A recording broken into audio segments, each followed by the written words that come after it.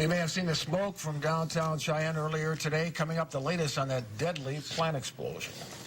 Good evening, I'm Robert Giha. And I'm Amanda Turner. Thanks for joining us. That smoke was from an explosion at the Tri-State Oil Reclaimers plant on Otto Road. So News Channel 5's Carly McGuire has been on the story since this morning. She's live at the plant and has the latest details for us. Carly?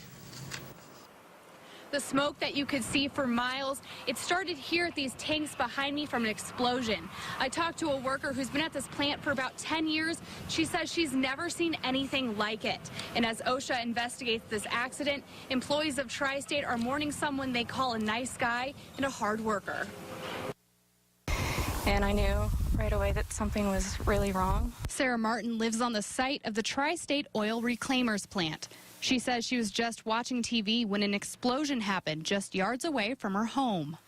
And my entire bed shook, and it was just kind of a boom. The explosion happened at one of the plant's fuel tanks. Afraid her dad was injured, Martin ran up the hill while another coworker called 911. Martin's dad was down the street, and he raced to the scene, knowing someone had been working by the tankers. I knew immediately from his face that he hadn't made it.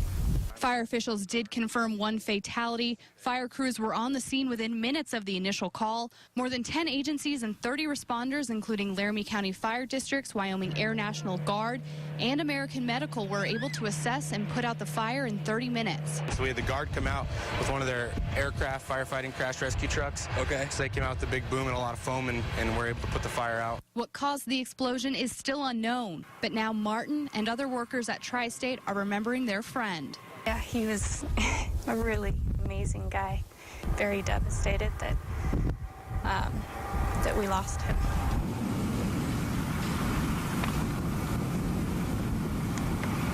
When I got back here tonight, I spoke to a representative for Tri-State. He says they are shocked and devastated over the loss of this person they call a friend, and that they are going to be fully cooperative with all compliance agencies to find out exactly what happened and increase their own safety standards. Live in Laramie County, Carly McGuire, CBS News Channel 5.